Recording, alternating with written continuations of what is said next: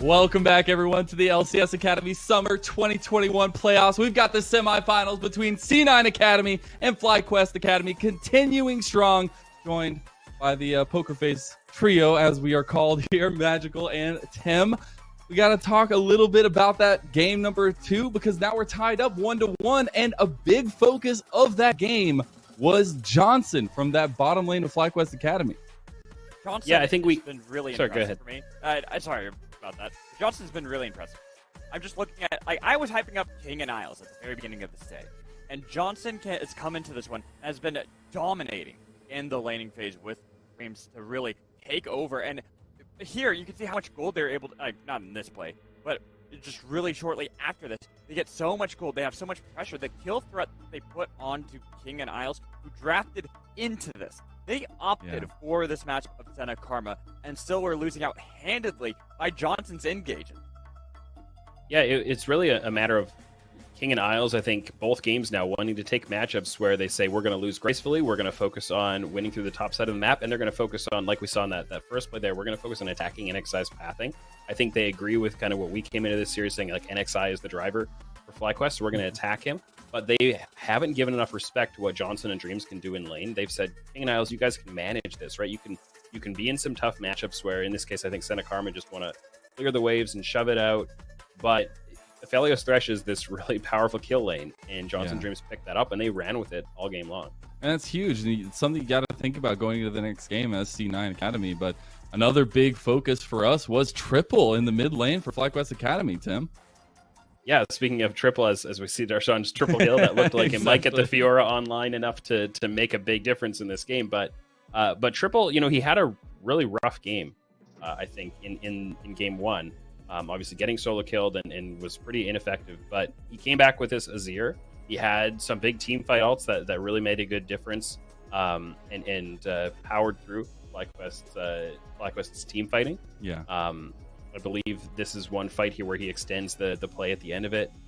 Philip also was a pretty big, important part of the team fight. I do have a little bit of criticism on Philip, who got some really good flank positions like we just saw here, but didn't land his stuns. And all he needed to do when you've got a Thresh, a Phelios with the right guns up for his ult, you got Azir, and you can chain the slows from off. All you got to do is stun a target, and he sometimes would get in a really good flank angle and like hold his flash and just try to walk up for the stun and get kited out and go, oh, okay.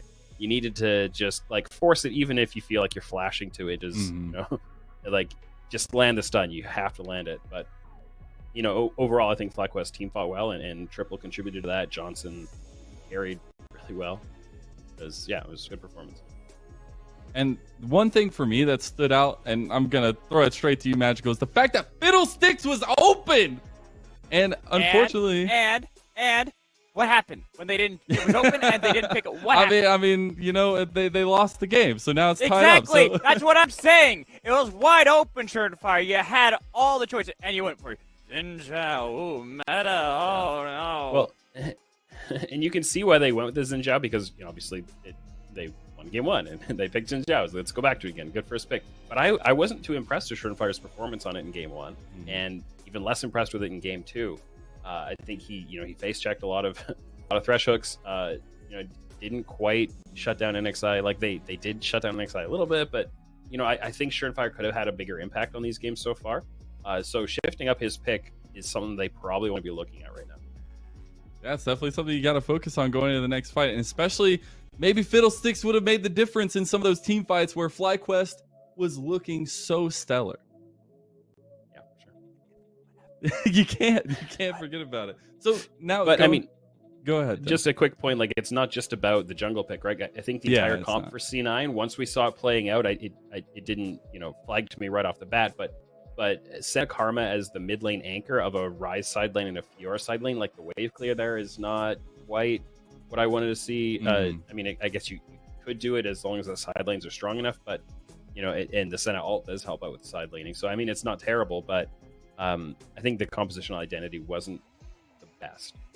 Right, and we actually saw that it really was difficult, because what happens when you try to set up 1-3-1 with that composition from Cloud9? They can't really rely on Senna to actually reliably wave clear. You had Darshan actually opening up the top lane, getting that inhibitor, hopping nearby, Now you're relying on King to wave clear, and you even saw what the super minions, when they were crashing into the next turn, how much of a struggle it was for the Senna to clear that out. That's why I don't want to see it. Yeah. I don't want to see it again. It just clearly didn't work for King. I want him on something a lot more proactive, so he's going to be a lot more of that threat for this team. I talked about it at the very beginning, that King Isles should be where they play around. You can't really play around a set of Karma lane. And that's what I find so interesting is, like, we did see Darshan getting that lead on Fiora. I mean, he was at 3-0 at one point, and I think that's a really interesting point to see how it played out later on in the game, because that team fight potential just comes through for FlyQuest yet again. And I think when you're approaching this next game for C9 Academy, like, you've got to be looking at those late game pieces, because you know how strong this team is later on, Tim. Yeah, definitely. I think you've got a lot of veteran players on C9 who can execute team fights well. If you give them the right tools, they're going to keep their heads in the game. Yeah, I mean, I think Darshan's Fiora was a bit of an ego pick, felt to me. I think you put him on something where he can control the fights a little bit more, where he can be more of a map general, I think, as opposed to trying to be like, old school Zion Spartan, we're going to Tryndamere split push kind of thing. Yeah. So I think let's back off the inventiveness a little bit, go a little more standard, be able to scale up with them. Worked out a little better game one. Yes, but Fiddlesticks. Fair point. Fair point. Well, we'll have to see I if retract. Fiddlesticks is available this time around, as we're going to be getting into draft here shortly. Rafa and Smacks, take it away. Look at that. I am catching the toss from Mazel. Thank you so much, homie. Messi. Oh my god. Messi beaucoup. I was failing my French there for a second. But, oh man. I love how Mad Magical is continuously pushing for Fiddlesticks, and Tim is just like, no, shut up. There's no need for Fiddlesticks. And then finally near the end, it's like, yeah, this is probably what we're gonna see. And then Mad Magical's like, but Fiddlesticks. And Tim is like, yeah, fair point. I'm done like trying to actually argue reason with you. Sometimes you just gotta be persistent with it, And Mad Magical is the embodiment of persistent with his love for Fiddlesticks, which I love. Ooh, so okay, getting to this particular draft, Rafa, we see an adaptation where Cloud9 are first picking the Aphelios away from Johnson. No jungler. I think it makes sense for Cloud9, because when we saw that the Olaf was banned from FlyQuest, the priority for Xin Zhao goes up, because you don't have the quote-unquote answer into Xin Zhao. Yeah, you still have more utility than Olaf when it comes to late game, because Crescent Guard will still always be viable, but in terms of like early game agency, Olaf is always kind of the answer. FlyQuest cannot necessarily they're deciding whether they want to go for Thresh and ensure that they take it away from Aphelios, but it's not like we haven't seen Aphelios being comboed with other supports and still do well here, Smacks. Absolutely, there are a lot of options that you can go for, but FlyQuest, knowing that the most powerful of them is Thresh, they still lock that one up for themselves. Now, Rafa, with this Trundle pick, okay, with Nautilus coming in right immediately after it, I'm now thinking that it's not going support, but we've seen the Trundle support actually have some meaningful success, I would say, over the past few weeks. So I didn't want to leave it completely out, but it's gone now. It's probably going jungle. Ooh, but Johnson might be bringing back a little flavor special from Spring. It is the Jinx coming in. Now, this isn't the one that can steal Baron and Dragon as reliably as it did before, as I think during March, Smacks, we saw at least 20 objective steals from Jinx within just the semi-pro scene, when during the course of Unified Grand Prix and the Wisdom Spring Gauntlet as well. And we also learned this past weekend that Wild Rift is not safe from that either. Jinx can still do that. That is true too. Which is, it's very nice to know that it's not just PC League fans that are that are having to deal with this. But yeah, much less potent on the Super Mega Death Rocket this time, but still a lot of teamfight power that comes with this pick, and a lot of safety to pair it up with the Thresh too. I'm liking the look of this. FlyQuest also still continuing with the Darshan Gangplank ban. just such a powerful blind pick, and it gives you so much insane global map pressure without having to commit Darshan to one side of the map. I like the read, though, that Copy on this Rise has now picked it twice for himself, and even though Cloud9 lost in the second game, Copy has been able to make so much... has been such a huge playmaker in the early game, setting up Surenfire for success whenever they go for the early jungle push pressure plays, and now this is going to force Copy onto something new in this series. Still not wanting to ban Renekton, though, away from Philip is a head-scratcher for me for Cloud9. They're definitely not quite respecting that pick yet. They still have a game that they can lose and still win the series, as they know very well based on last week against Evil Geniuses. But yeah, Philip gets to pick this champion for a third game in a row. For Darshan, I know the desk was not very impressed with the Camille, outside of that one team fight that he got a triple kill in. The Fiora, right? The Fiora. No Fiora this time, though. Those champions are so similar. No Camille either. It will be the Gnar. And a Syndra for Copy. Yeah. So, even though it's not the Rise that was banned away, still, we've seen recently in Unified Grand Prix, a lot of lanes that had successfully had the Syndra pick for themselves get so much priority. I mean, Syndra has just kind of shot back up in terms of power pick potentials because of the mana buff on the Q. You're being able to have so much control of the wave state, but instead of the handshake Syndra Orianna lane, Triple is going for something a little bit more bold, a little more aggressive with this Sylas R5. Yeah, this is a very melee composition that FlyQuest now have at their disposal, and for Sylas, this isn't a lane that is very easy for him to operate in the first few levels, and even at level 6, you're not really gaining access to much power. You can't give yourself more orbs to work with the unleashed power for Sylas. You're capped out at 3. So that ability is not the best for him to take, but the reason the Triple is locking this one in is because of the side lane strength, and I think that that's just been a really big theme for this series as a whole. Both teams are very keenly aware that both of them want to keep access and keep strength in that side of the map, and that aspect of the map in its entirety. So for Triple locking this one in, you can see their cards are back on the table for FlyQuest. They want to play for that side late. And I think the other thing to consider is that the other option was the Orianna. When we look at Jinx compositions as something we talked a lot about in the past, Smacks, when you have Jinx, you gotta make sure you have either enough burst damage to set up for the Jinx resets so that she can easily start stacking the rapid attack speed and the movement speed off of the passive, or you need enough of a front line so that she can whittle down one member by herself.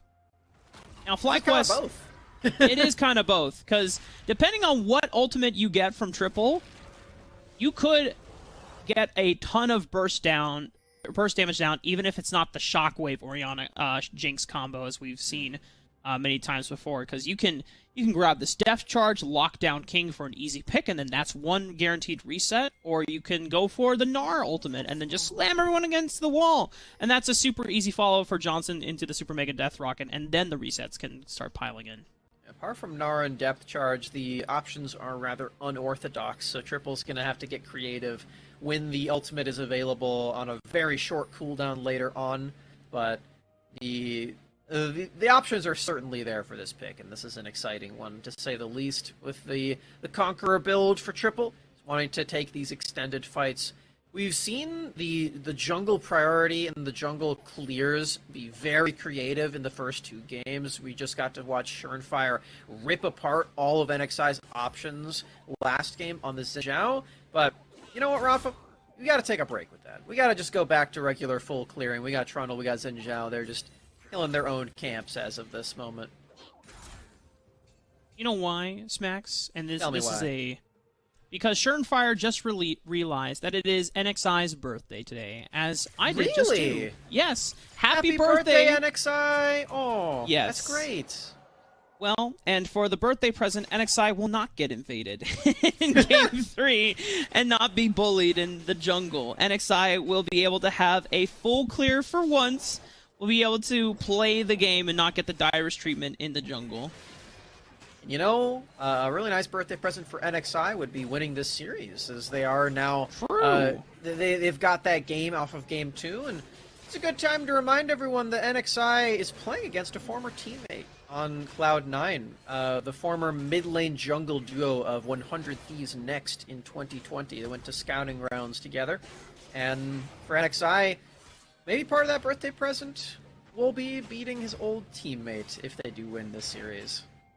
Well, that's a birthday present that NXI has to earn. It will not be given, as yes, they are still good friends, and they have good bonds and ties from their time on 100 Thieves Next last year. You know that it's going to make them try even harder to beat each other, because that's kind of what friends do. Really good friends do, especially when they're competing against each other.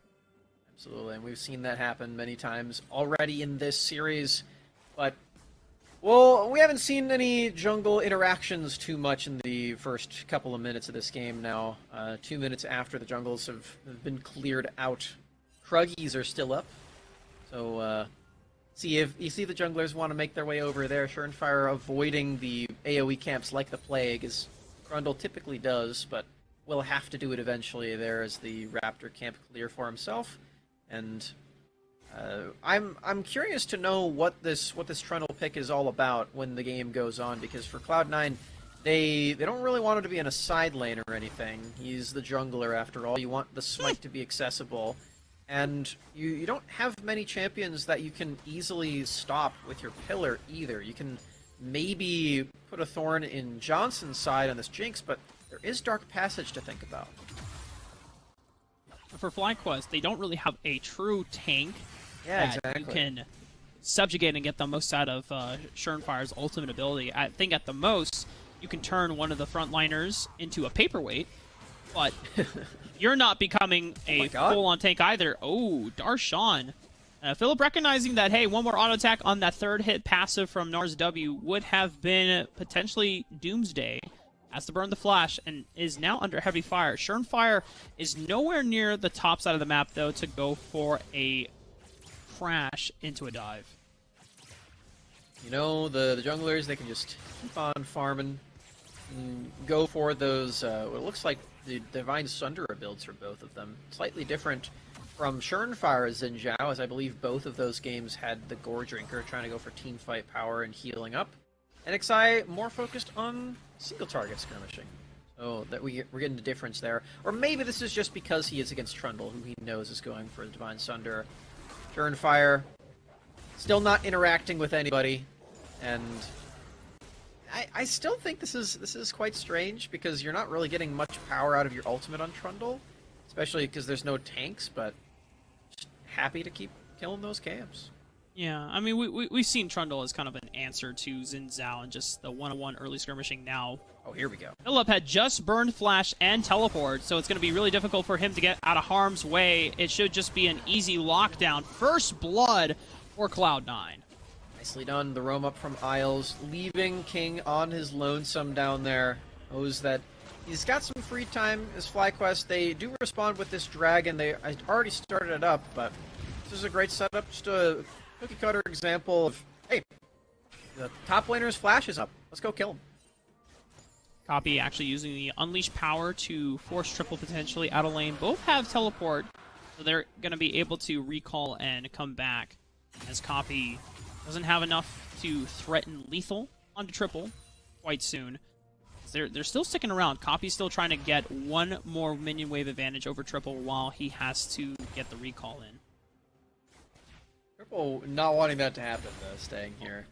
I like the willingness to stick around for Triple. It's slightly risky, but he does still have that flash available, so he knows it's at worst he has to flash. He's never going to be killed in this instance. But touching back on this top side, Rafa, we did just get to see Darshan proxy that wave against Philip. So it's not just that early kill that they got. It's not just the flash going down, but the teleport advantage. Darshan really oppressing this matchup yet again in the isolated 1v1 now, even after that that gank up from Isles and Churn. The question is, Smax. Still going.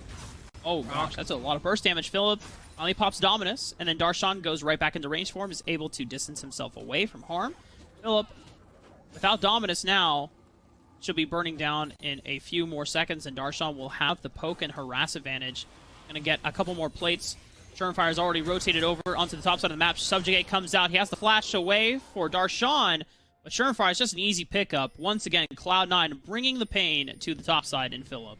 I like this a lot yet again. Darshan having to flash, so does Surenfire, so they're not getting out completely for free this time around, but just continuing to punish Phillip for not having flash, not having teleport. He's going to miss another wave, he's going to miss another turret plate, and more kills go over to C9.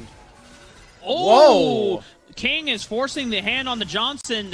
Wow. I guess they just figured out that Dreams was nowhere near sight, and Isles is able to get back to lane before Dreams could. Johnson just caught with his pants down. King, he's got red-white. He's got all the damage he could possibly need, and Isles in the area, walking right past Dreams in the river. I really love this play. You can see Dreams, he's up there trying to get vision around the red buff, but Isles sneaks on in past the vision that FlyQuest has dropped, and Johnson, so easy to take him down. Look at all those chakrams. Yeah, I'm super curious to see if they just made a guess that Dreams went for the roam and that's what it was, or if they actually passed like ships in the night, and then as soon as Dreams is over there, no, they knew that Johnson was just completely overexposed or overextended and had no chance of being able to get out alive. Very well done there. It means that Cloud9 have power points on multiple parts of the map now. They may have lost out on that first dragon, but a huge fed top laner paired with the scaling of Felios for late game. Everything seems to be going Cloud9's way in the early game. Might be another play, though. Dreams looking for an engage onto Isles, but has to flash away. NXI is here for the re-engage. Pressing guard is huge, but he's diving into 4 members just looking for a kill on the Isles. And now FlyQuest, you have to remember Johnson still doesn't have summoners from the chase from before. Surenfire is going to look for the chance to be able to capitalize. Dreams and Johnson might be able to get out, though, as Triple finds a straggler in Isles. He is overextending his welcome. Does Triple get punished for this? Doesn't have flash. Scatter the Weak will land. Surenfire will have the Trundle Pillar as well. And Triple is going to be locked down eventually for the kill. Triple goes down for his troubles, finds a single return kill over to Isles, but still a nice set of picks again for Cloud9. They don't need to bring Darshan down to this either. He can stay up in this isolated 1v1 and even feel better about it too, because he knows that everyone on FlyQuest is committing to this. So again, Cloud9 just finding these huge advantageous positions. They get to push in the mid wave. Triple can't have that one for himself either. Everything going the way of Cloud9, except for Isles. He's feeling a little sad. He's like, man, my KDA. Well, devil's advocate, Isles probably should have just backed. He was sub 100 HP, but Maybe, it's okay. Maybe I would have died there. I would have died. I want to be on the action. You want to be there for moral support. I want to be where the people are. I'm sure Nautilus would do a great rendition of that song. He is from the depths, Yeah. and that is where Atlantica is, so if it exists. But Yeah, for FlyQuest, octave down, but I think it'd be great. yeah, I mean, he would be the baritone version. Triple going in for the all-in, but like you said, only 3 balls come out from the Unleashed Power, so it's not going to be quite as much burst damage as Copy is able to return with his own Unleashed Power. And Surefire, we didn't even get a chance to mention this, but off of the back of the extra kill onto Triple, this is a Divine Sunderer at completed at 10 minutes, because he's had it for the past minute and a half. So Surenfire can realistically 1v1 anyone at this point in the game. No problem.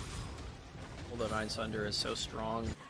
And, I mean, Darshan's feeling pretty good about himself up here as well. Phillip is still getting burst down. He might be dead. Wait, Darshan? Yeah, it looks like Darshan and Phillip are able to distance each other out. Both are sub 300 HP, just what it looks like off of the icons. Phillip is still in hot pursuit. Darshan has to respect it. Is just going to hop on over, but he knows that he does not need to give his life over. There is greater things happening in Cloud9's benefit. The Rift Herald crashed into the mid lane. Surenfire was able to get control of the second dragon, and for the first time in the series, Max, it's not a Mountain Soul. It's going to be an Ocean Soul instead. Wow. It was pretty close to being another mountain. I think it was meant to be. I think it was destiny, but the coding went a little bit awry for this series.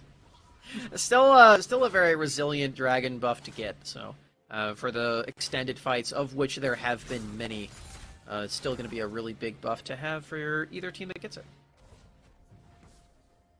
Darshan was playing with fire, as when he hopped forward, I saw a world where Philip is able to slice or flash slice Ruthless Predator and just completely take out Darshan. Oh no! Yeah, that would have been... how should I say? That would have been unideal for Cloud9 to give a isolated solo kill after all the time that Churnfire spent into the top side of the map. I am inclined to agree with you, Rafas. Every lane for Cloud9 seems to be working pretty well. Copy hasn't been a part of any plays, any kills have been in his own right. Just stuck there farming the wave, but this is a perfectly acceptable position to be in on the new Syndra, where your Q costs much less mana, you have more resources to work with. Of course, it's not true at this point. It does go back up to the regular amount once you hit level 9. Darshan has Divine Sunder now. I think he might go for this. He has procs. Oh, but it's a nice dodge onto the stun from Philip. But Darshan just has better stats at the moment. Flash comes out from Philip. Has the dodge out on one more boulder. Darshan looks for it, but it can't get through the minions. The stun. Darshan limit testing. Oh my god, Philip wins out. Wow. Oh my god, mid lane. There's another kill going over NXI! The flash forward with Wing becomes lightning. He gets out with the minion taxi 2, Rafa. FlyQuest find 2 isolated kills. NXI giving the thumbs up to his former 100 Thieves Next teammate and Copy, saying, "Not today, Buster." The 1v1 gums out in his favor. And Smacks, we try to be nice, but it's a kind of a head scratcher where Darshan had already gone in so much advantage. They're just pushing the limits. You know, if it was the regular season, it's one thing. But Academy semifinals, if you want to make it to the finals, you know, then those types of unforced errors are not potentially necessary. Yeah. I mean, this one as well. Copy face checking into that jungle, spotted out by NXI. No flash available either. It's still a very immobile mage, and you're up against a champion with just so much access to that back line, so NXI getting that solo kill is a pretty big deal.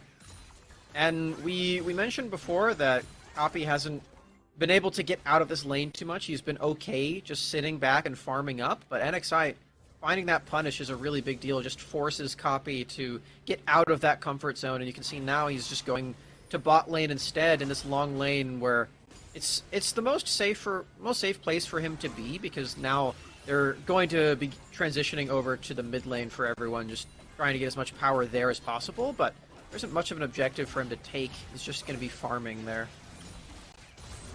And Darshan still strong, despite the unfortunate extended dive onto Philip in the top side of the map, can roam around with its Divine Center power spike, and can really threaten a lot of FlyQuest members, as they, despite having mythics of their own, Johnson on this Jinx is still quite squishy, and if he finds himself face-to-face with a Mega Gnar, shoving them into a wall, into a full-on CC stun, and not even a Dark Passage Lantern is going to save you from certain doom.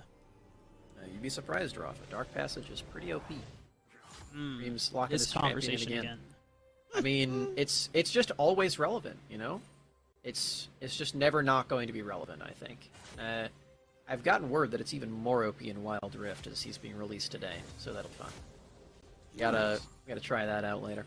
But for right now, Dreams showing us his skills on this Thresh yet again. Hasn't been needed quite yet, but will be just another form of utility for Johnson in the late game. Now with his Kraken Slayer is threatening, despite being put pretty far down.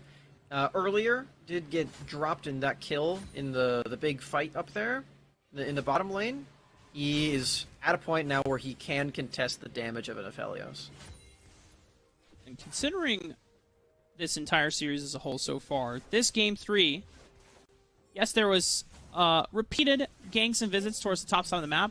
This has been the most tame game out of the series so far. No jungle shenanigans, no constant fighting back and forth. No crazy flashes being expended from majority of the members of Cloud9 and FlyQuest. It's been a more controlled game. It's Triple Nice and Dreams. All right, well, we can finally get to see Dreams being a superstar as he gets to participate in his first fight. Death Sentence is following up on Triple's Engage. Nice pick.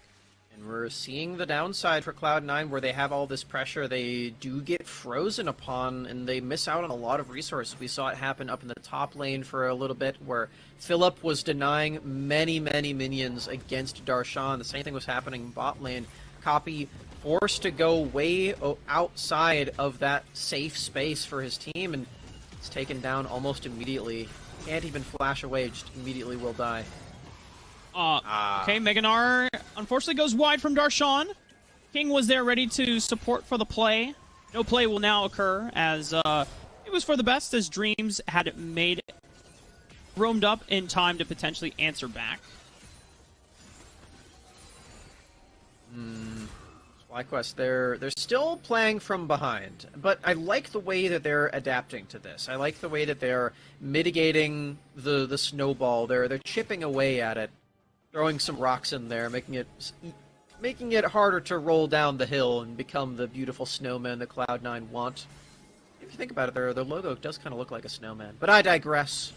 FlyQuest, they're doing a great job turtling and in stopping some of the resource management that Cloud9 have attempted to set up for themselves.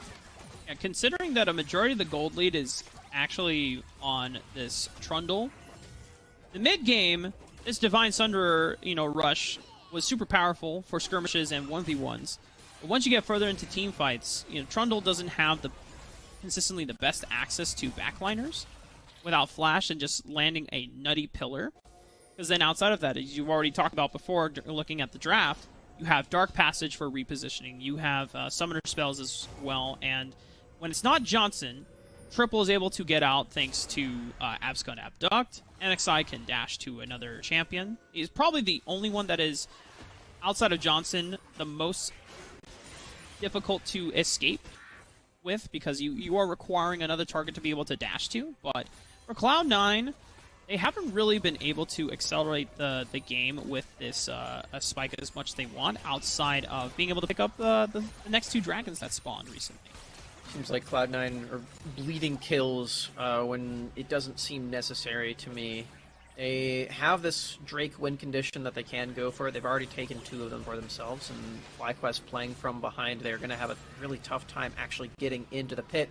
We joked about it earlier, but at this point, maybe the most reliable way to steal away that dragon would be with Jinx Rocket for Johnson, because it's so tricky for them to actually get into a fight.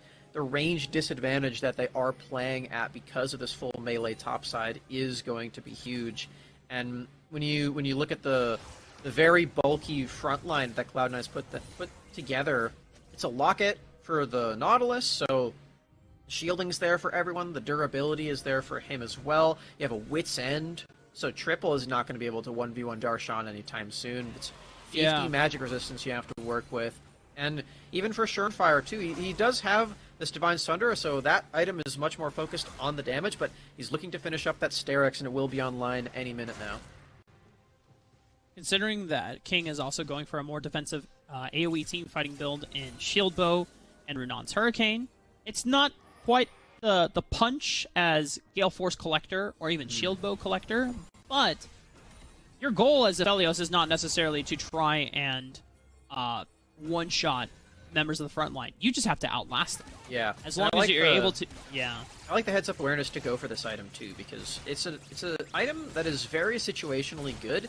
And the situation where it's strong is when the targets that you're attacking are all hitting you back at the same distance away. And Philip and XI Triple are all melee. They're all the ones that are trying to attack King. So he gets so much extra value from an item like Renan's Hurricane that can effectively double the damage that you deal just by hitting multiple members in a team fight. Oh, look at this, though. There is an aggressive TP from Copy looking to cut off the flank from Philip. Darshan is baiting him in, but now there's nowhere else to go. If they can take out Philip before the triple teleport comes in, they're just going to stun him up, and man. Triple has just baited himself into a losing situation, but No Triple way. goes in for the kill. Oh. Ooh, that would have been sick if he pulled that off. That was so close to being so disgusting for Triple. Just 200 HP away, and he would have killed Coffee in that 1v3 situation, and no HP out of a stasis. But the dream does not come alive. He wakes up from that nightmare situation, and Cloud9 pull away with 2 kills and another dragon to their name. I mean, I was already on the edge of my seat from this entire series, Max, but there's a moment where it's been a little reserved for the past few minutes. That woke me up. That literally shot adrenaline right into my veins and triggered my fight or flight, and I'm just a spectator at this point. Darshan's crowd control was so well timed. I don't know what Isles was thinking. You can't can't throw your hook through the wall, buddy. But for Darshan, I didn't even notice that. Maybe I shouldn't have brought it up. Maybe we should have just let it No, remain it's okay. unspoken. It's participation points, you know? The idea was there. We are having a fun time and a good time, and even though the series has been tense, sometimes you have to point those things out just to make sure we can loosen up. Otherwise, things get very anxiety-inducing when you are watching, because we've been following these two teams for so long.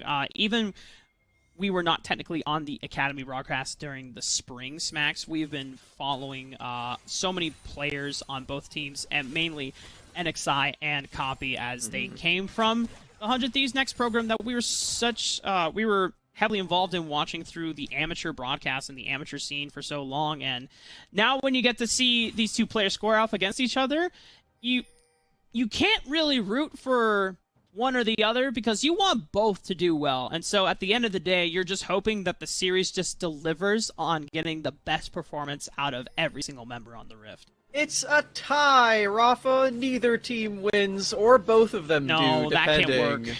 depending on what you're looking for. I'm sure we could finagle it. You know, No. we No, go to there has to be a winner, Smacks. There go to a always game has to be 5, one. and then they're just like, all right, we'll play the next one later, and then they just never do. No, the participation trophy does not work here, Smacks. Not everyone can be a Okay. winner. You have, but this is the beauty of competition, and especially when you have such close friends in Copy and NXI when they came from the same team in 100 Thieves Next. They will be pushing each other to each other's limits. So there will not be any shortage, any parts where they are purposefully throwing the game away. They will be trying their hardest because they want to be the ones that beat my the God. other. As Philip might go down in the solo kill, Darshan, one more auto attack, isolated. This is finally the split push advantage that Darshan was looking for. You know, a couple of the previous 1v1s did not go his way, but now Darshan, when it matters most, is able to wallop on the base. I like that Darshan even ults the minions like, I didn't even need to use it on you, Philip. I'm playing Gator Golf with you, and he just gets the solo kill. Revenge from earlier, too. Philip finding a solo kill earlier, but Darshan, with the Retribution, gets to deal a lot of damage to that bot lane turret, and it opens up a lot of the map, too, because now Copy doesn't have a lane opponent to have to deal with. He gets to take down this turret over here, because Triple has to save his base, and Cloud9, with that isolated kill, it's such a big deal, and it's further extending that lead. We talked about FlyQuest having a great time mitigating the leads, but when your freeze gets so easily broken thanks to the range advantage of Gnar, Philip just can't help but just perish in the 1v1 and try again next time. You know, despite the lack of action compared to games 1 and 2, where everything was far more explosive, we didn't even notice that it is such a huge gold lead in advantage of Cloud9. It's almost 9,000 just because of how far ahead Darshan in the top side of the map got ahead in the early game. Darshan easily able to deal with Philip. NXI all by himself has to pull in the reinforcements with Triple's teleport. He has access now to the Mega Gnar ultimate, but Coffee's still on the chase, looking for potentially a punish, as Isles and King were waiting in the wings, ready to follow up. Another pick from Darshan. Philip dead. You will be alive when the Drake actually does spawn, but you can't imagine a world where Philip is able to have that really big impact and potentially stop that Drake soul from happening. Another chunk. Excellent scatter from Copy. 3-man scatter of the week stun from Copy. Sends the members of FlyQuest running for the hills, and Darshan can now go into the base. Beautiful animation cancel on the Mega Gnar ultimate from the hop. Darshan still isn't going to go down anytime soon. Darshan still able to live it through it all is absolutely insane. And Cloud9, they're not going to be taking out the base anytime soon, but this inhibitor will fall and now open up the... Oh, Philip went for a teleport play, trying to look for Darshan. He's going to take him out. No!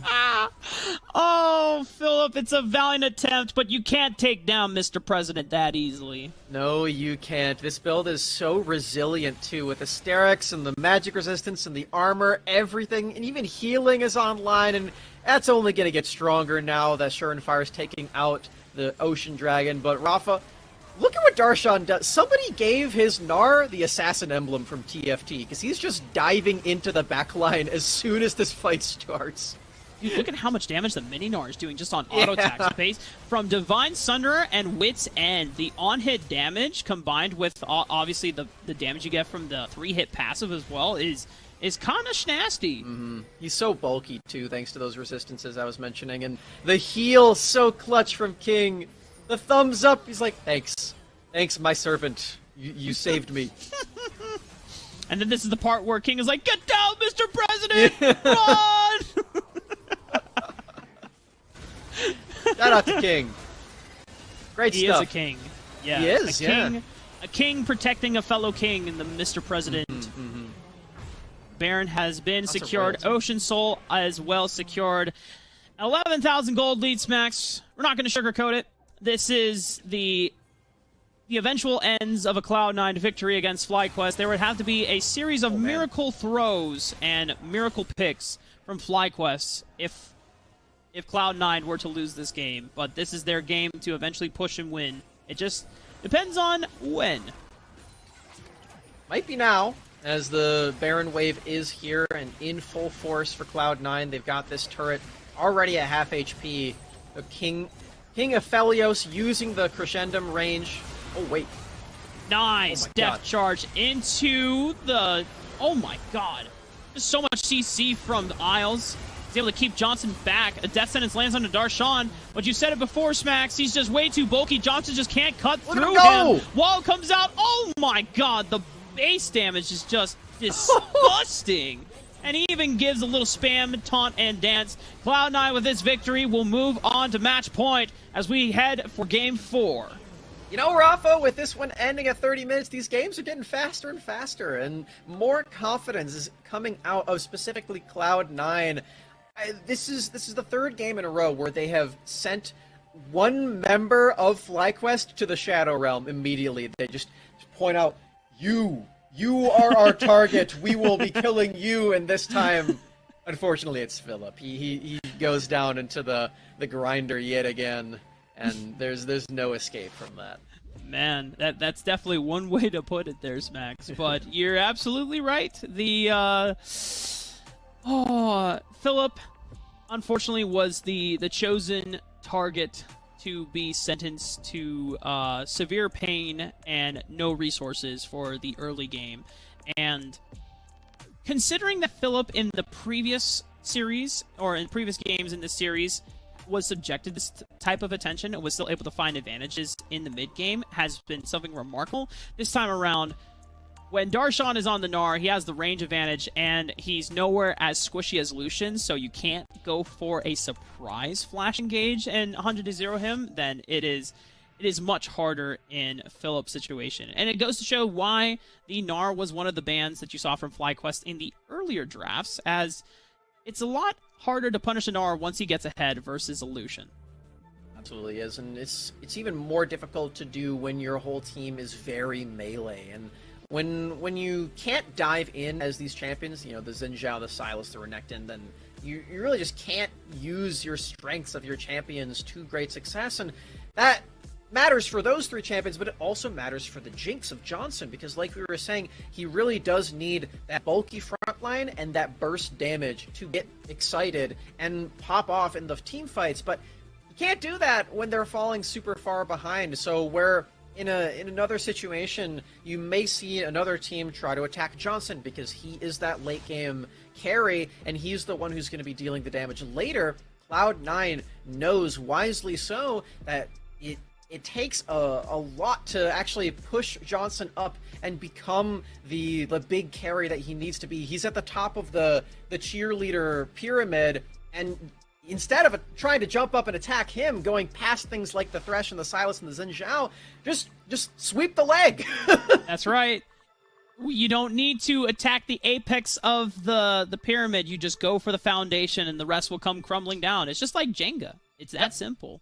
And I once again, for Cloud9, being able to isolate and choose the target that would best give them the advantage and getting through any type of early game agency that FlyQuest might try to use to steamroll their advantage, once again, or compared to game 1, was found. Game 2, they tried to shut down NXI, but then the superior team fighting and the chase downs from FlyQuest were able to stabilize and beat out the split pushing that we saw from attempts from Cloud9. So now, before we throw to breaks, Max, we want to reiterate, this is Cloud9's match point. FlyQuest backs up against the wall. This is the #1 Academy team being taken to a potentially series-ending Game 4 from the 4th team ending during the regular season. And Cloud9 have been struggling a lot during the summer, but if they were to win this series, this would be huge for the organization and getting a finals reappearance. When we come back, Mazel, Mad Magical, and Magic are going to be breaking down Game 3.